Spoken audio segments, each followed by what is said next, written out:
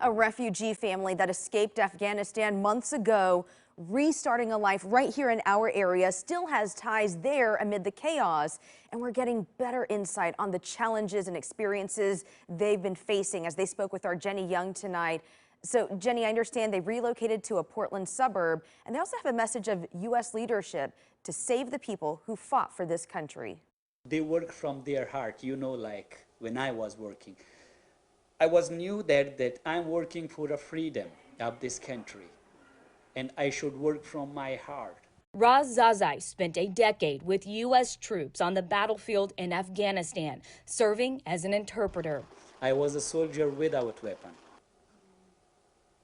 And each ambush, and each contact, and each firefight that we got, I was in there, and the situation that we had, I was playing, to be honest, with my life. He remembers the battle for Marja in 2010 when U.S. and allies defeated the last Taliban stronghold. On first day we got by air truck to there.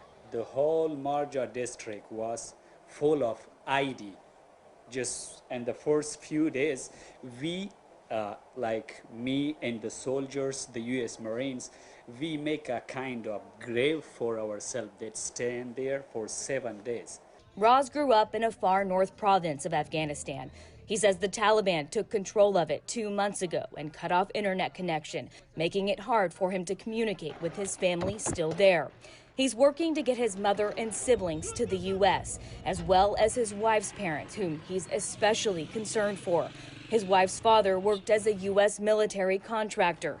We asked him to describe how dangerous it is for people like them still inside the country. I can explain it easily for you. They're going to behead it or they're going to shoot him in front of public people.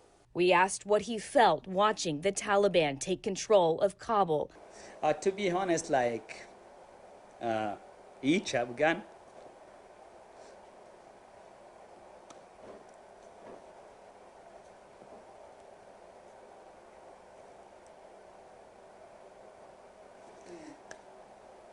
I can explain.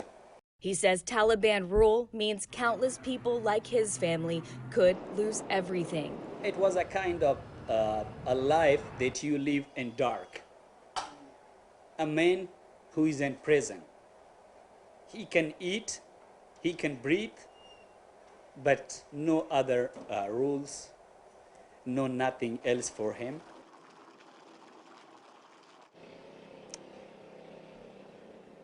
All right, we are so thankful that he and his wife let us in their home. They have 4 beautiful young children, a newborn baby, and I've got to tell you that his brother, Raz's brother, worked as a security guard at one of the bases in Afghanistan, and he has paperwork, according to Raz, to get into the U.S., but Taliban will not let him get to Kabul airport. We've been hearing reports of that in national news.